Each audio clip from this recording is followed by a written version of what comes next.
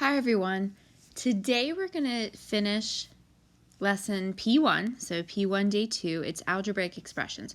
This is actually a really good lesson to have as our first video lesson because it is all review and it's pretty basic. There's really not much for me to do other than for you to look over your notes, but we are going to go through some definitions here on this first page and we have an example.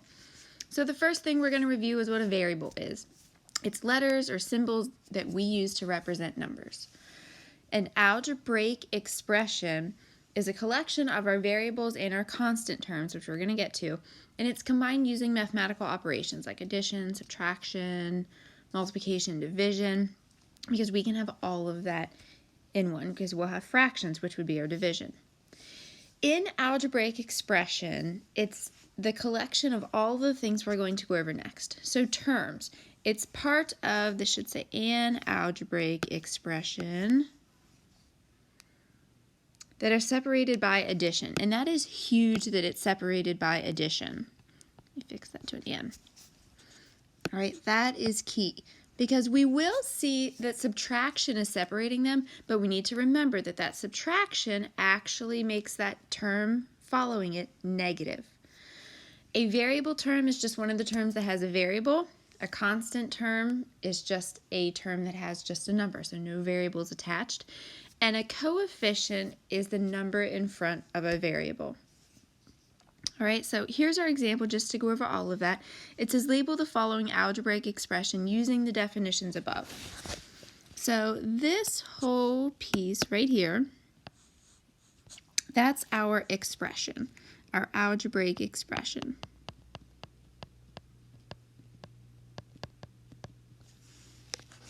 Okay, this algebraic expression has three terms. It has x squared as a term, more specifically a variable term. It has 8 as a constant term, and it has negative 5x as a term. So these two are our variable terms because they each have a variable with them.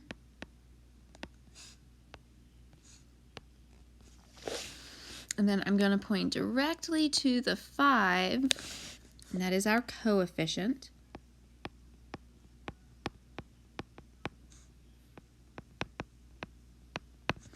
And lastly, 8 is our constant term. Whoops, sorry. Oh my gosh, I don't know what I was doing there. Okay.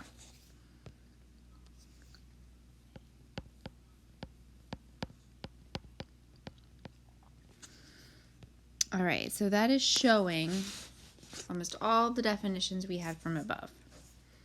Now, here's our one example. One example of the day.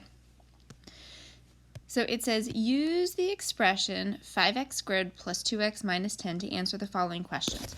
First of all, we have to identify any term or terms. So I see 3 different terms here. So if we're just identifying them, I'm going to separate them with a comma. So 5x squared is one term. 2x is another term, and then we have to be careful here because remember, terms are separated by addition. So you learned way back when, probably in pre-algebra, that really minus 10 is plus a negative 10, and I really dislike writing it that way, but for this purpose I will.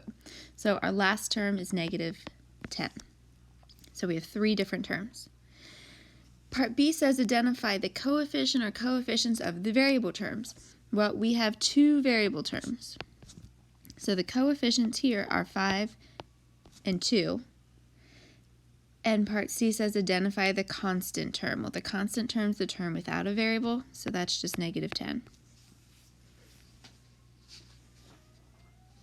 That is the largest part of today's lesson. I'm going to go over some problems in your practice work then just so you can see what it's going to look like. But we do have to go over a lot of these properties of algebra.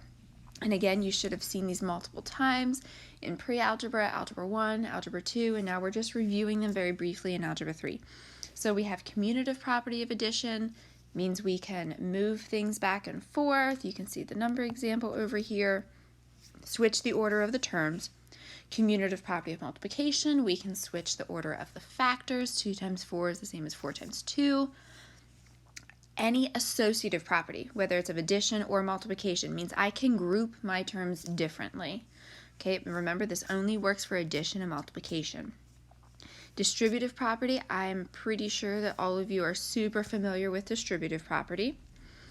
The additive identity is 0, because that means I can add any number to 0 and get back what I started with. Remember, identity, it's like who you are.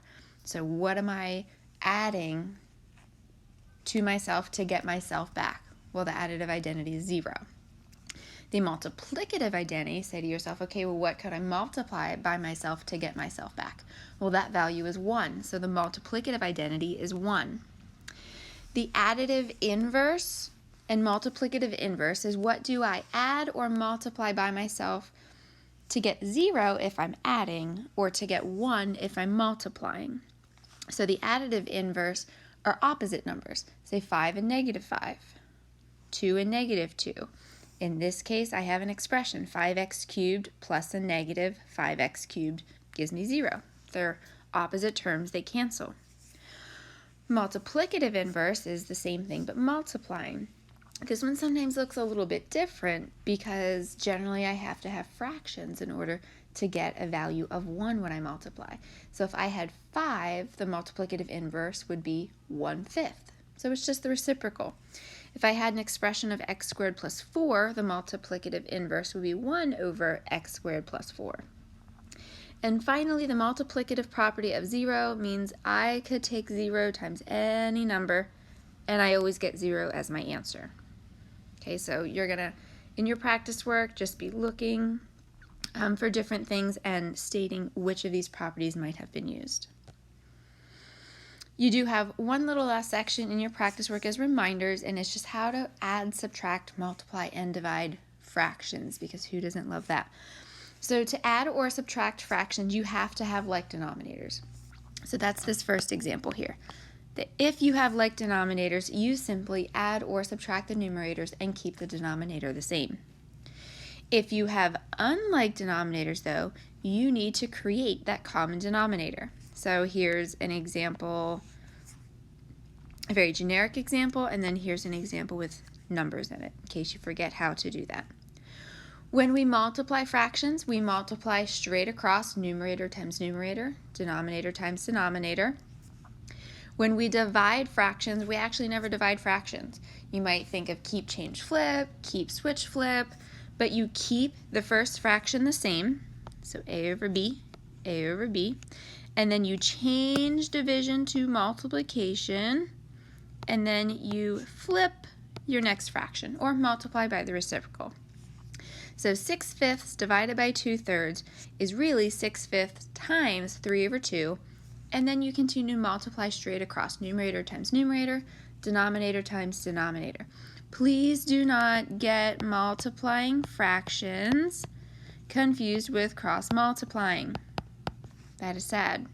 If there's multiplication in the middle, you multiply straight across. The only time we cross multiply is if there's an equal sign in the middle. Okay, so keep that in mind. Don't forget that. All right, so I'm going to open your practice packet for today. So you can see here, we're going to be working on these parts from 73 to 104. Look at your practice work for the correct numbers because I don't remember off the top of my head. But for the first section, you're just going to identify the terms, the coefficients, and variable terms. Or actually, you're just identifying the terms and the coefficients. Okay? Do be careful with the radicals there. Don't forget them. For 79 through 84, they're asking you to evaluate the expressions. So they gave you an A and a B, so there's two parts here. It says, evaluate the expression for each variable. If not possible, state the reason. So for this one, I'm going to substitute -1 in for x and evaluate. Simplify it, finished. B, I'm going to substitute 0 in for x, evaluate, simplify, be done. For section 85 through 96, identify the rules of algebra. That is all of our commutative, associative, distributive property, identities, inverses, and multiplicative property of 0. Just say, okay, from the left side of my equation to the right side of my equation, what did they do? for 87. This is all on one side. They multiplied those two things, they got 1 as the answer. What property is that? And finally, the last section, 97 through 104, it's just asking you to either add, subtract, multiply, or divide the fractions. So it is a pretty basic lesson today. It's a great lesson to have for our first video virtual Wednesday. But if you guys have any questions, don't hesitate to send me a message on Remind or Schoology, and I would be happy to answer them for you.